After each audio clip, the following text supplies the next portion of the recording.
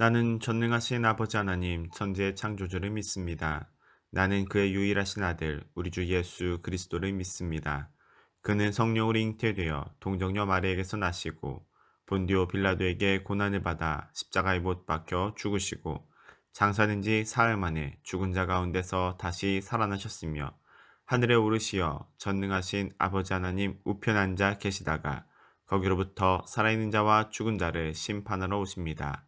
나는 성령을 믿으며 거룩한 공교회와 성도의 교제와 죄를 용서받는 것과 몸의 부활과 영생을 믿습니다. 아멘. 반갑습니다. 박금민 목사입니다. 오늘은 창세기 20장 1절부터 18절까지 말씀을 살펴보겠습니다. 하나님께서 하신 약속이 위기를 맞습니다. 아브라함의 미숙한 판단으로 인한 일이었습니다. 앞에서 그는 이집트의 파라오에게 그의 아내를 완전히 빼앗길 뻔한 적이 있습니다. 그런데 오늘 본문에도 그 일이 다시 한번 반복됩니다. 아쉬운 장면이죠. 그리고 이번에도 마찬가지로 아브라함은 하나님의 섭리와 그분의 기적을 통해서 이 위기를 넘겼습니다. 먼저 본문에서 2절의 말씀부터 살펴보겠습니다. 2절 함께 읽겠습니다. 그의 아내 사라를 자기 누이라 하였으므로 그랄 왕 아비멜렉이 사람을 보내어 사라를 데려갔더니 아브라함이 이주합니다. 헤브론 지역 마물의 상수리 나무들이 있었던 곳에서 네게부 지역으로 이주를 했습니다. 그는 그곳에 가데스와 그리고 술 사이에 있는 그랄 땅에 잠시 머뭅니다. 그리고 여기서 아브라함은 아주 큰 실수를 하게 되죠. 바로 그 지역에서 아내 사라를 자신의 누이라고 속이면서 살았던 것입니다. 아마도 그랄 땅을 점령한 사람들이 무서워서 그랬을 겁니다. 그런데 이 아브라함이 누굽니까? 그는 롯이 위기를 당할 때 그 위기 때 기도하던 사람입니다. 그런데 그런 사람이 정작 자기의 위기 앞에서는 전혀 방향을 잡지 못하고 있습니다. 아주 인간적인 방법으로 이 문제를 해결하려고 애를 씁니다. 애굽에서 그랬던 것처럼 아내를 누이라고 속이다가 결국에 자기 아내를 그랄 아비멜렉에게 넘겨주고 말았습니다. 다른 사람도 아닌 하나님께서 약속하신 씨를 바로 이삭을 낳을 사람입니다. 그렇게 아브라함은 무기력하게 아내를 빼앗기게 되었고 이번에도 역시 하나님께서 이 문제를 해결해 주십니다. 주께서 아비멜렉의 꿈에 현몽하셨습니다. 사라를 취한 이유로 내가 죽을 것이다 라고 경고하셨습니다. 사라가 유부녀였다는 사실을 알려주었습니다. 그래서 아비멜렉이 자기의 무고함을 주장합니다. 주께서 어찌 무고한 나를, 우리 백성을 멸하실 수 있으십니까? 라고 항변했습니다. 오히려 아브라함 부부가 우리에게 거짓말을 하지 않았느냐라고 말합니다. 그러나 하나님은 그의 무고함을 이미 알고 계셨고, 그래서 아비멜렉에게 부지 중에 죄를 범하지 않게 하기 위해서, 그 죄를 막기 위해서 현몽하셨다는 사실을 이제 그가 알게 됩니다. 이로써 이 모든 것들을 알게 된 아비멜렉이 아브라함을 불러내서 추궁을 시작합니다. 그가 아브라함의 의도를 지금 의심하고 있기 때문입니다. 그는 아브라함이 의도적으로 자신과 백성을 큰 위험에 빠뜨리려 했다라고 지금 의심하고 있습니다. 그리고 이 장면이 바로 앞에 있는 파라오와 가장 큰 차이점이기도 합니다. 앞에서 파라오는 자기의 안위만 걱정하지만 지금 이 아비멜렉은 그와 그의 백성들을 걱정하고 있습니다. 왜 그럴까요? 그가 하나님을 경외하고 두려워하고 있기 때문에 그렇습니다. 그래서 그는 아브라함을 의심합니다. 도대체 당신이 무슨 의도를 가지고서 우리로 하여금 하나님 앞에서 이렇게 큰 죄를 저지르게 만들었냐라고 의심하고 있는 것이죠. 그리고 이때 아브라함의 대답이 무엇입니까? 11절입니다. 우리 함께 읽어보겠습니다.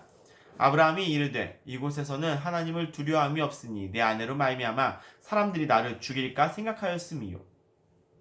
그런데 정작 아브라함은 상당히 맥이 빠지는 말을 대답합니다. 아브라함의 오판이 그대로 드러나는 장면입니다. 이때 아브라함은 너희들이 하나님을 두려워하지 않으니까 내가 아내를 지키다가 죽게 될까봐 이렇게 했을 뿐이다 라는 아주 부끄러운 대답을 내놓았습니다. 이럴 때가 있습니다, 여러분. 하나님을 믿는 사람들이 하나님을 믿지 않는 사람들보다 더 부끄러워지는 그런 경우들을 만납니다. 지금 본문에서 우리는 아비멜렉보다 더 부끄러운 아브라함을 만납니다. 심지어 그는 이미 이집트 땅에서 이런 일을 경험한 적이 있으면서도 똑같은 실수를 반복하고 있기 때문에 우리가 더 민망합니다. 게다가 이어지는 12절은 어떻습니까?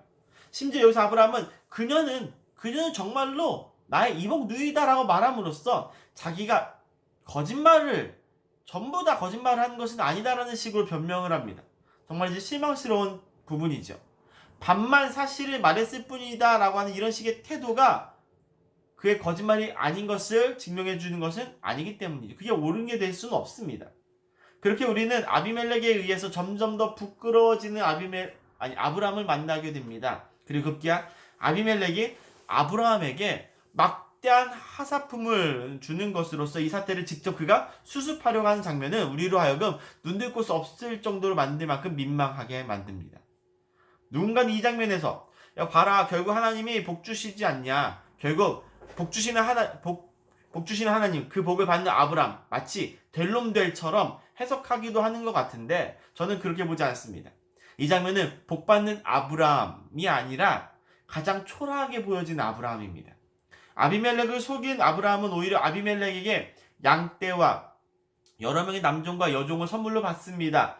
뿐만 아니라 아비멜렉은 아브라함에게 당신이 원하는 땅을 정해서 거기서 기거해도 좋다라고까지 말해주고 있습니다. 잠깐 머물러도 좋다가 아닙니다. 실제로 성경의 기자는 여기서 이 야사브라고 하는 단어를 사용함으로써 잠깐 머무는 구르하고 차이점을 두었습니다. 앞에서 나왔던 파라오와 다른 부분이죠. 파라오는 아브라함이 거주를 하지 못하도록 막았습니다. 그리고 묘하게 아브라함의 성숙한 모습을 막았었죠. 그리고 이 장면은 묘하게 아브라함의 성숙한 모습을 떠올리게 만들죠. 아브라함이 롯에게 했던 그 일이 지금 아비멜렉을 통해서 반복되고 있습니다. 아브라함이 롯에게 이렇게 말했습니다. 원하는 땅을 선택하라고. 왜냐하면 나는 하나님을 믿으니까. 그 모습이 지금 아비멜렉에서 보입니다. 아비멜렉이 아브라함에게 너 여기서 거주해도 좋다. 원하는 만큼 살아도 좋다라고 말합니다. 그리고 아비멜렉은 사라가 당한 수치도 돈으로 환산해서 배상금으로 지불해 주었습니다. 은 1000개를 주었습니다. 여기선 1000개라고 표현이 되어 있지만 아마도 세겔일 겁니다. 단위가. 은 1000세겔을 주었습니다. 1세겔이 보통 11.4g이니까 지금으로 치면 약 11kg 정도 되는 그 은을 추가로 배상을 해준 겁니다.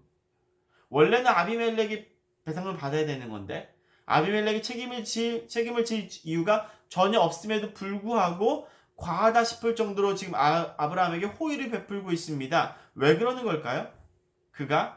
이 아비멜렉이 하나님의 위대함을 알고 있기 때문입니다. 하나님이 두렵기 때문입니다.